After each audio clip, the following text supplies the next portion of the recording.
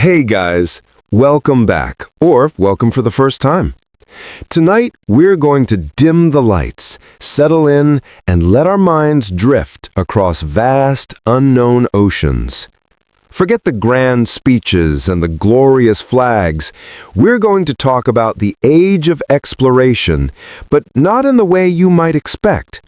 We're going to focus on the awkward financing, the desperate motivations, the sheer mind-boggling incompetence, and the truly awful conditions that plagued the adventurers who accidentally connected our continents. This isn't a story of brave heroes. It's a story of greed, religious zeal, really bad maps, and a lot of scurvy. So, get comfortable and let's begin our slow, sleepy voyage into the unknown. Part 1. Portugal's Early Paddlers and the Spice Hunt. We begin our journey not with the famous names you might expect, but with the quiet, persistent, and incredibly awkward pioneers, the Portuguese. While Spain was still busy with internal affairs, Portugal, a small maritime nation, was already methodically poking its nose into the Atlantic. Prince Henry the Navigator, who never navigated. Our first sleepy character is Prince Henry of Portugal, often called Prince Henry the Navigator. It's a wonderful, evocative title, but here's the dry historical truth. Prince Henry never actually went on any voyages of exploration himself. He was an organizer, a patron, a guy who stayed on land and funded other people to go. He was the ultimate behind-the-scenes guy. Henry was driven by a few key motivations, all of them a messy combination of medieval and proto-Renaissance thinking. Gold, of course, everyone wanted gold. Rumors of vast gold reserves in West Africa were circulating, and Henry wanted a piece of that action. Spices. Europe was absolutely obsessed with spices: pepper, cinnamon, cloves. These weren't just for flavor, they were a status symbol, a preservative, and a sign of immense wealth. The problem was that the land routes to Asia were controlled by a series of middlemen, Arabs, Italians, making spices incredibly expensive. Portugal wanted to cut out the middlemen and find a direct sea route to the East spice-rich East. Crusading zeal. Henry was also a deeply religious man with a lingering medieval crusading mindset. He genuinely believed that if he could sail south along the African coast, he might outflank the Muslim powers and link up with the mythical Christian kingdom of Prester John, somewhere in Africa or Asia. Because why not combine geopolitics with a healthy dose of medieval fantasy? So from his base in Sagres, at the very southwestern tip of Portugal, he set up a school, hired cartographers, and dispatched ship after ship down the notoriously difficult West African coast. The terrors of the unknown, and very real fears. The early Portuguese voyages were incredibly slow, tedious, and often terrifying. These weren't grand expeditions, they were cautious, creeping advances along an unknown coastline. The main fear wasn't sea monsters, though those were certainly part of the popular imagination. The very real fears included going south. Sailors were genuinely afraid of sailing too far south because of the old myths about the boiling sea, where the sun would literally cook you alive. Of course, this wasn't true, but it highlighted the psychological barrier. The calm. The calm was the biggest navigational challenge, often the lack of wind. Days or even weeks becalmed in the sweltering heat of the tropics could drive men mad and exhaust supplies. Currents. The currents along the West African coast made it easy to sail south, but incredibly difficult to return north against the prevailing winds. Sailors had to learn a complex new sailing technique called the volta do mar, turn of the sea, which involved sailing far out into the open Atlantic to catch favorable winds. This was counterintuitive and terrifying for men who hugged the coast.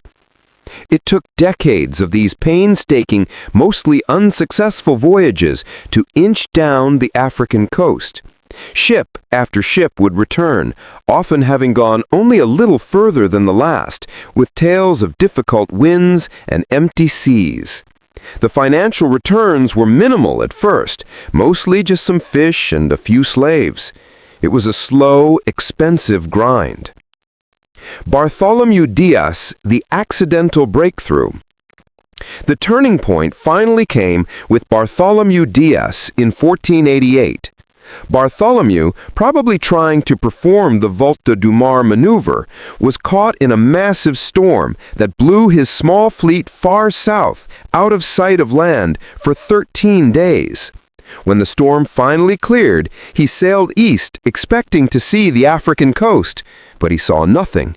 He then turned north, and to his surprise, he found the coast again, but this time it was clearly running east-west. He had accidentally sailed around the southernmost tip of Africa. He had found the Cape of Good Hope. Bartholomew wanted to continue, but his exhausted, terrified crew, having seen enough of the unknown, refused to go further. He was forced to turn back, having made the critical discovery, but not completing the journey to India. It was a spectacular, accidental success, born of bad weather and a mutinous crew. Vasco da Gama, the spice route closer. Bartholomew's discovery set the stage for Vasco da Gama, who in 1997 finally achieved Prince Henry's century-old dream. Vasco da Gama sailed with a larger, more prepared fleet, following Diaz's route around the Cape of Good Hope. His journey was a masterpiece of endurance and brutality. He reached the East African coast, where he encountered established Arab trading networks. He eventually found a Muslim pilot who guided him across the Indian Ocean to Calicut, India. When Vasco da Gama finally reached India, his initial reception was a bit awkward. The locals, sophisticated traders who were used to dealing with rich merchants, were unimpressed by da Gama's paltry Portuguese trade goods, some striped cloth, a few hats, and some sugar. It was a bit like showing up to a luxury car dealership with a handful of rusty coins. But da Gama didn't care about their unimpressed stares. He had found the direct sea route to India, circumventing all the middlemen we talked about earlier. The Portuguese, with their careful, persistent, and often brutal voyages, had laid the groundwork for the globalized world. They did it with a mix of scientific curiosity, religious zeal, and absolute obsession with profits.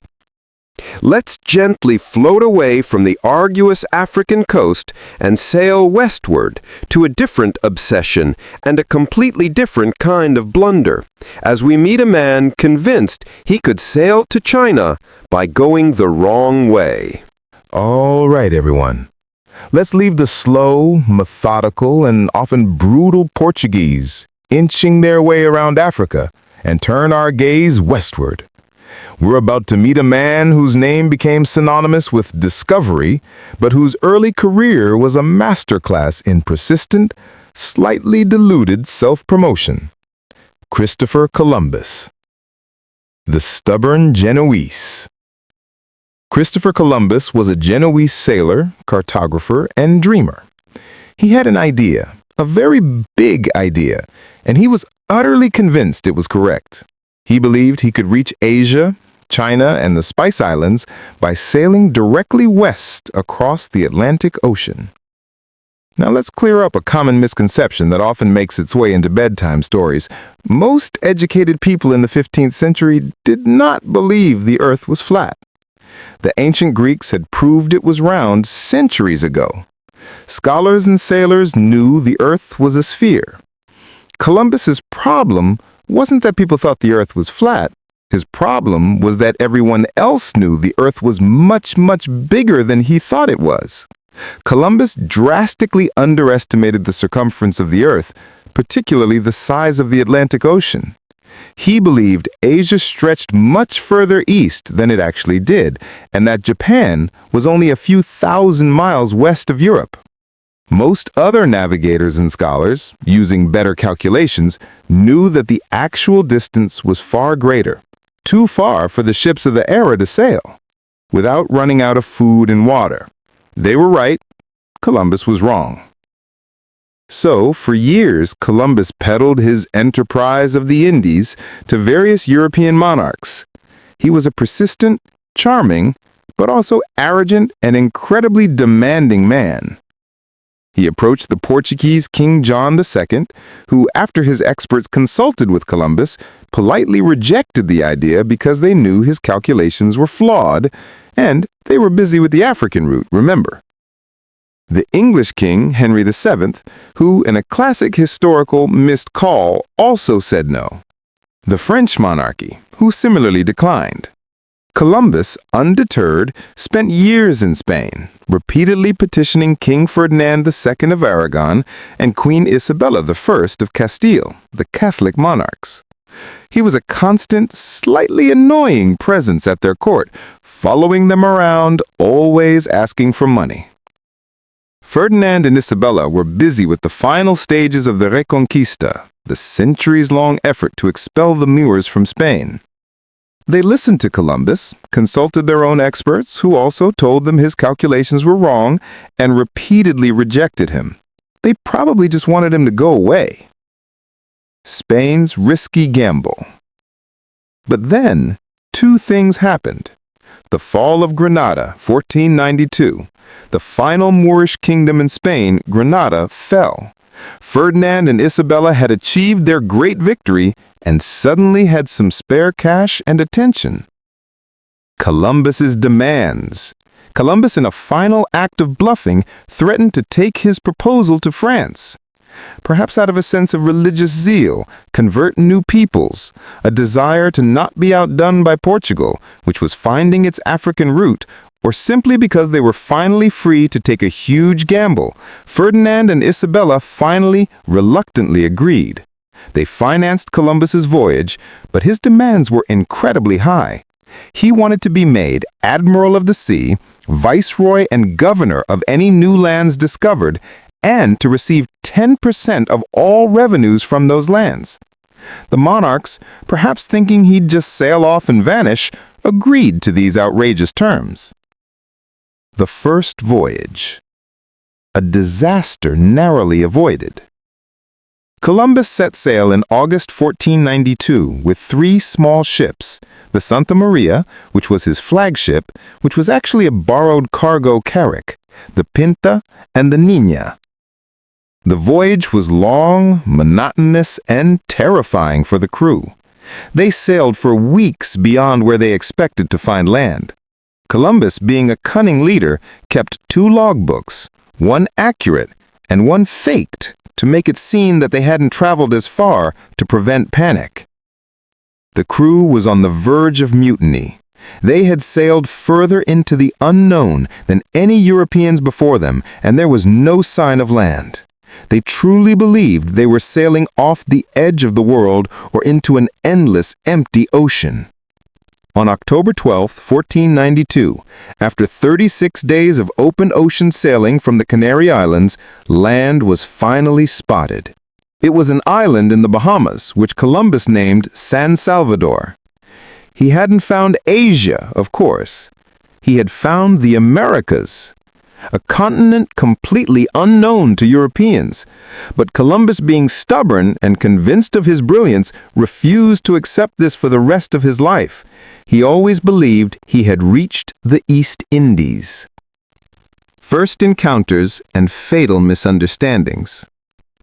The initial encounters with the indigenous people, the Taino, were a mix of curiosity and complete misunderstanding. Columbus, convinced he was in the Indies, called them Indians.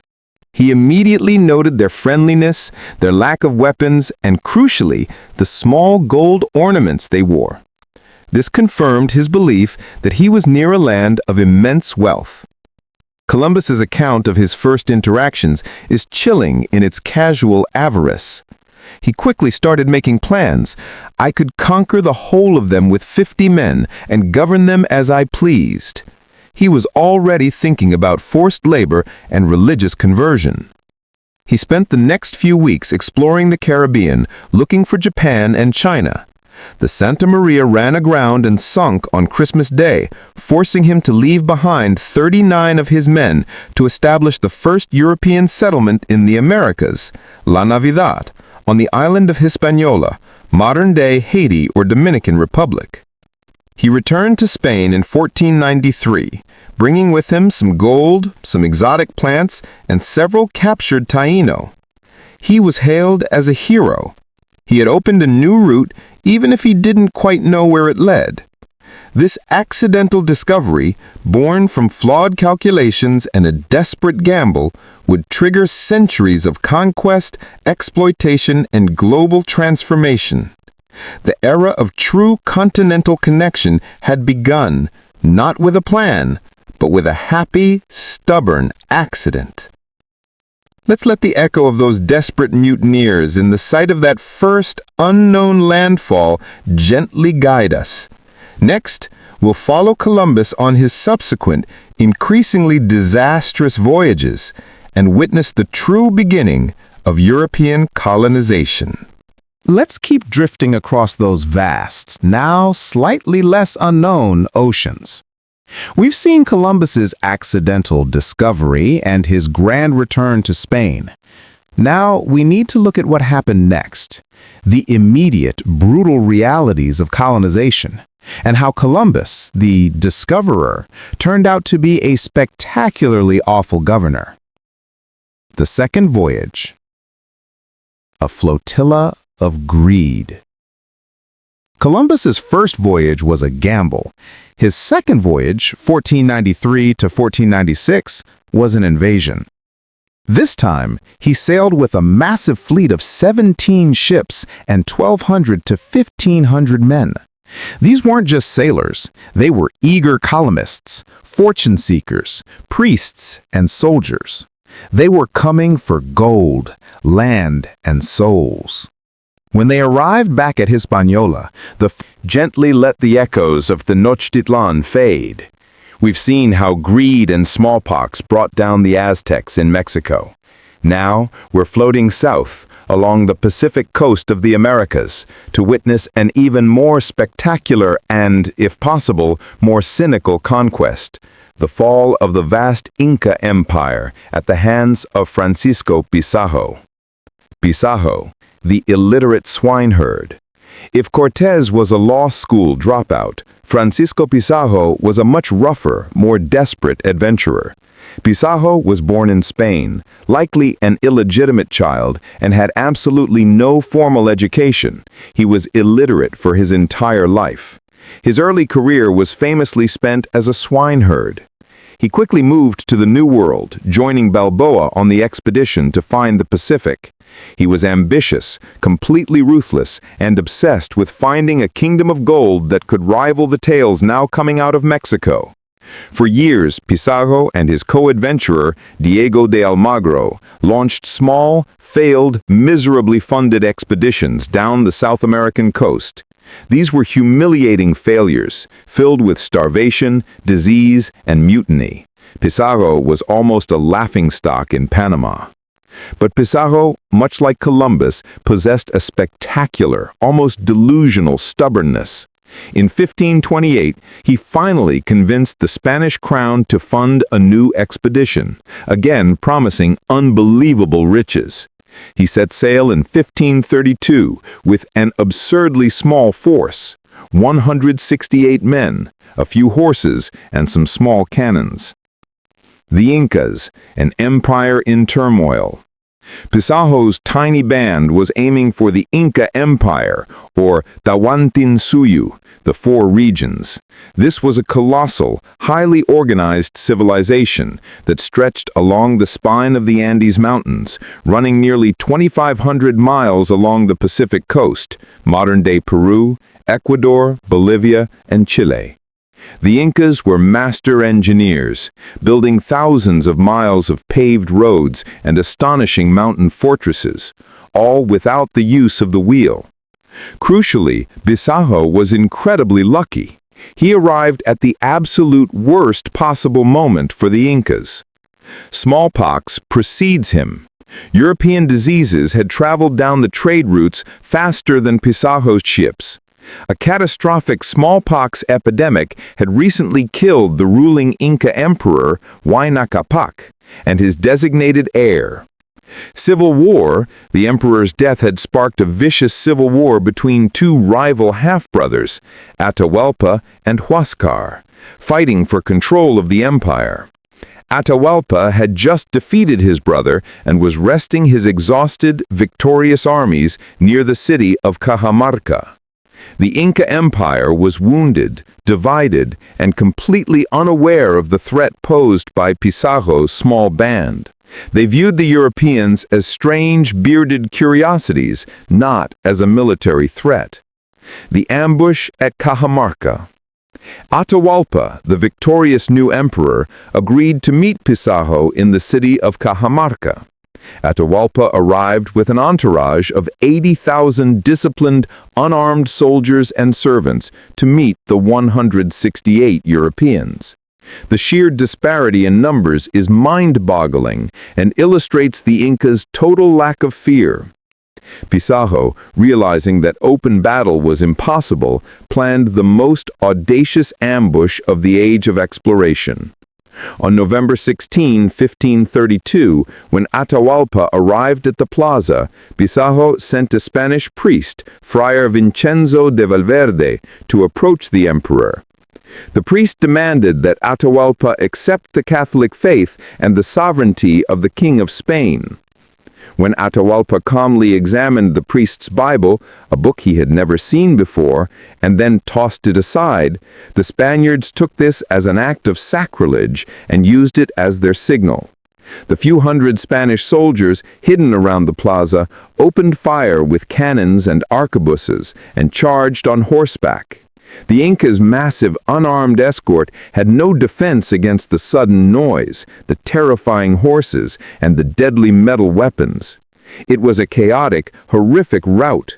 Within minutes, thousands of Incas were dead, and the emperor, Atahualpa, was captured, alive, and unharmed right in the center of the slaughter. The ransom and the execution. The capture of the emperor was the fatal blow. The Incas were a highly centralized, hierarchical society, and without the sun god's representative at the top, the entire command structure instantly crumbled. Atahualpa, recognizing the Spanish's obsession with gold, offered the most famous ransom in history. He promised to fill the room he was imprisoned in once with gold and twice with silver, all within 2 months. The Incas honored the deal. Messengers went out, and for months, an unbelievable stream of magnificent gold and silver artifacts, sacred idols, ceremonial vessels, jewelry, poured into Cajamarca. The Spanish melted it all down into easily transportable ingots. This was the largest single payment of wealth in recorded history. Once the room was filled and the gold was melted, Pizarro faced a political problem.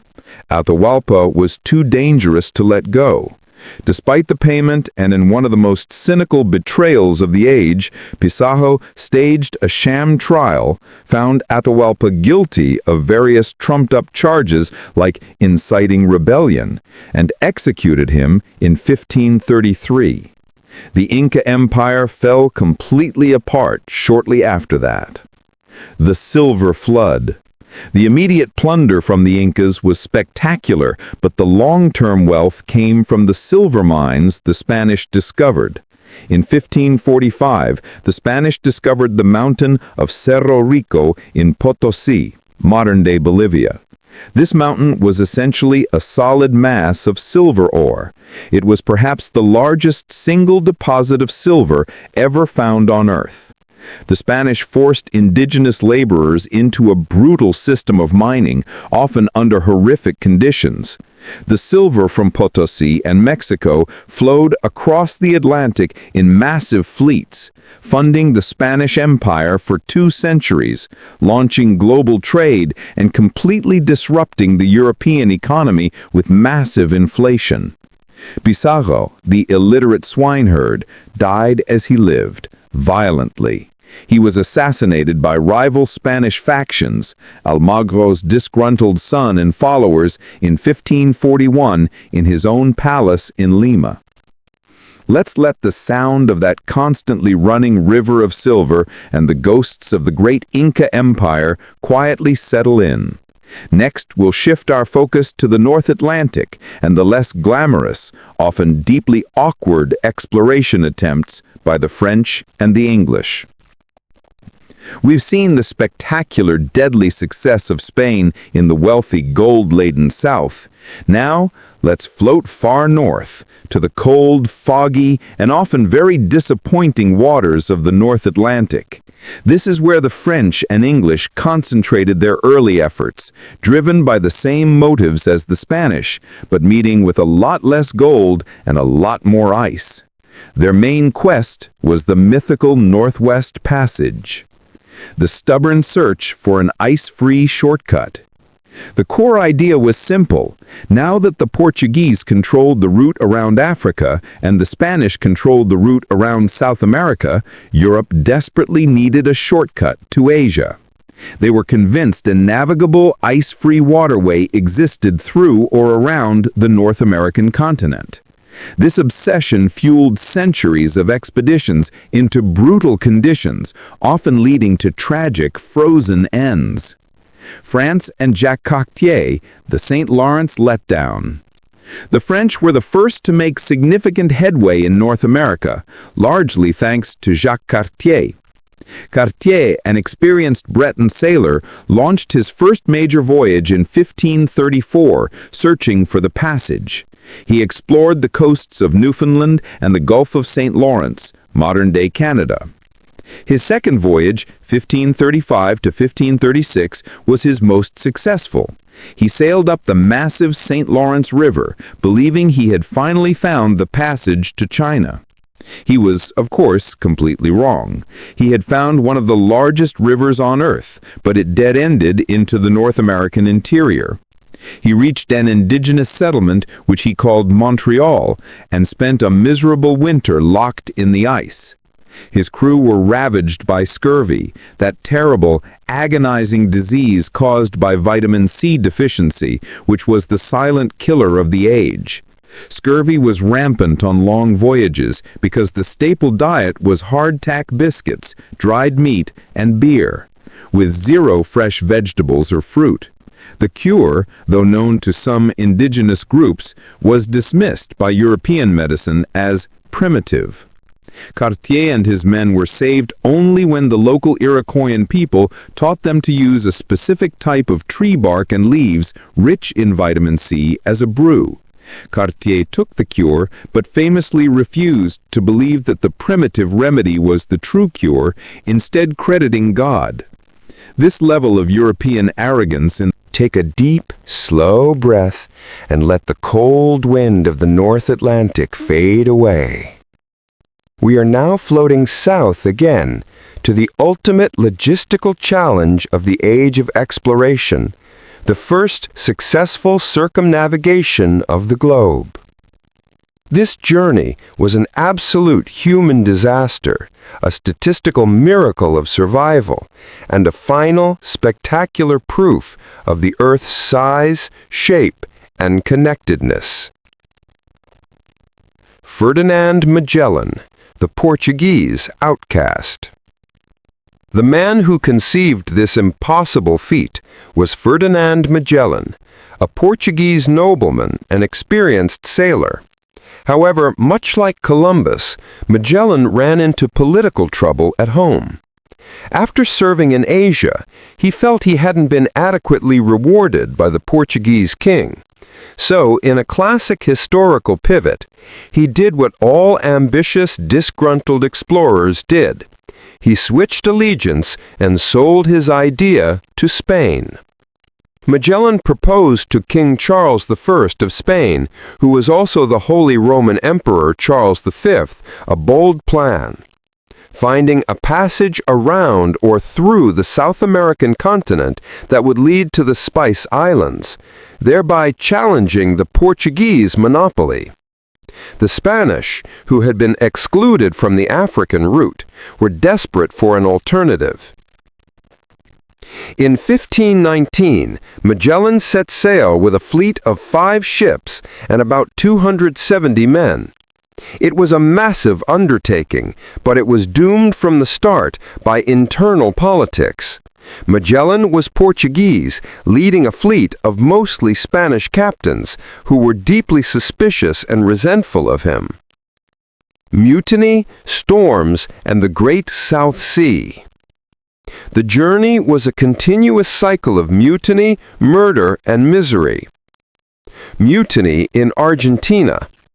While wintering in the frigid bay of San Julián, modern Argentina, 3 of the 5 Spanish captains mutinied, rejecting Magellan's foreign authority. Magellan reacted with spectacular, chilling ruthlessness. He crushed the mutiny, executed the leader of the plot, and marooned another captain on the desolate shore. This established his terrifying authority, but did nothing for morale. The Straits. After months of searching along the turbulent coast, Magellan finally found the narrow, tortuous passage that now bears his name, the Straits of Magellan. Navigating this cold, winding labyrinth took over a month, and one ship, the San Antonio, deserted and secretly sailed back to Spain, carrying off much of the supplies. The Pacific. In late 1520, the 3 remaining ships emerged into a vast, calm, seemingly endless ocean. Magellan, relieved after the stormy Atlantic and the brutal straits, named it the Pacific, Mar Pacifico. The utter desolation of the Pacific crossing. The crossing of the Pacific was the most brutal logistical failure of the entire voyage. Magellan had inherited Columbus's faulty math and believed the Pacific was relatively small. It wasn't. It was, and still is, the single largest geographical feature on the planet. For 99 days, the ship sailed across an unbroken expanse of empty ocean. The crew endured unimaginable suffering. They ran out of fresh food and water. They were reduced to eating rats, which sold for high prices, sawdust scraped from the planks of the ship, ox hides soaked in seawater and then grilled over the fire. Scurvy ravaged the fleet. Men's gums swelled until they couldn't eat. Their teeth fell out and their joints hemorrhaged.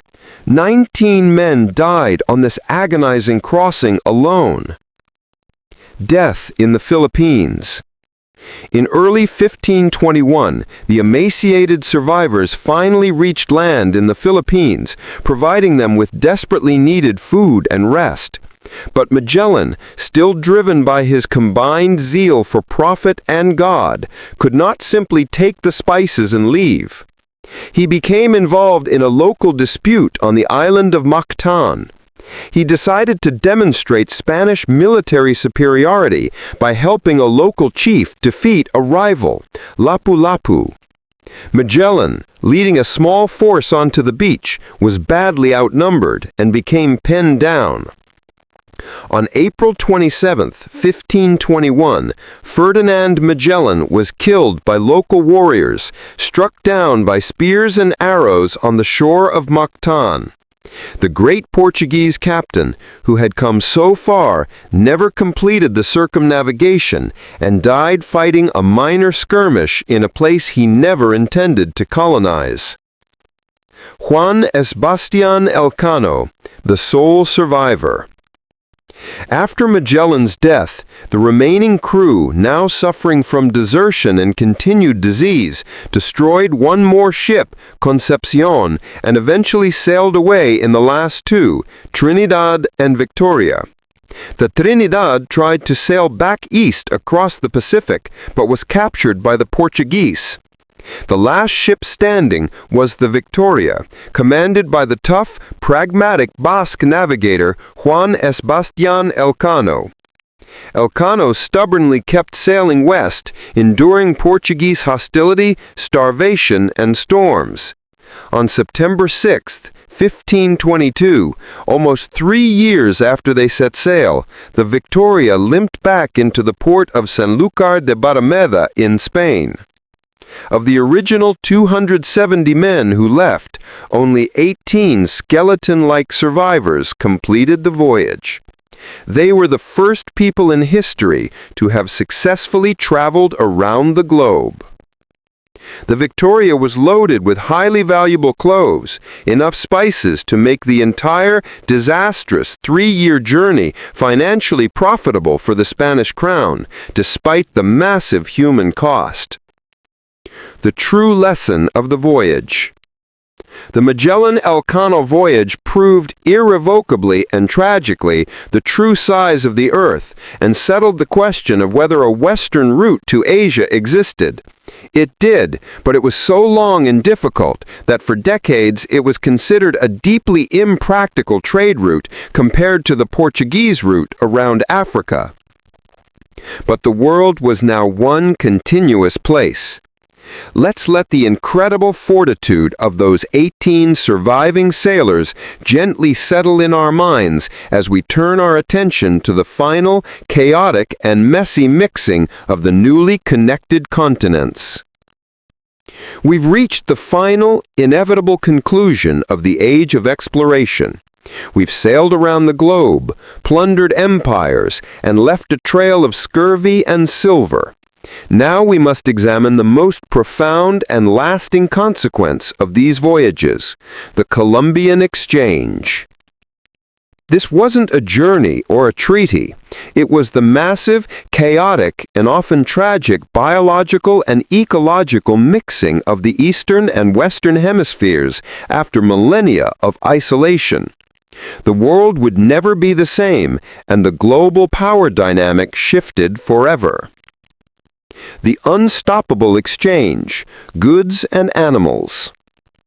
The exchange of goods and livestock was an immediate economic and agricultural boom for Europe. From the Old World, Europe, Asia, and Africa, to the Americas. Livestock. The introduction of horses, cattle, pigs, and sheep fundamentally changed the landscape and the way of life in the Americas. Horses, in particular, transformed transportation, hunting, and warfare for both Europeans and indigenous people on the Great Plains. Grains and sugar. Europeans brought wheat, rice, barley, and oats, which formed the foundation of the new colonial agricultural economies. Most significantly, they brought sugar cane, which quickly became the most profitable and most brutal cash crop, driving the vast expansion of the transatlantic slave trade. From the New World, the Americas, to the Old World. Staple foods. The most valuable items to cross the Atlantic were food crops that became staple items globally. These included potatoes, corn or maize, tomatoes, chili peppers, and tobacco. The potato's power. The potato became the ultimate calorie-efficient, easy-to-grow food source, allowing Europe's population to boom in the 18th century. It could grow in poor soil and fed millions, ironically leading to massive dependence in places like Ireland. This exchange permanently integrated the world's diets and fundamentally changed agricultural practices everywhere. The tragic exchange, people and disease. The most devastating and defining aspect of the exchange was the transfer of diseases and populations. The silence of epidemics. As we touched upon in the Aztec and Inca sections, the single greatest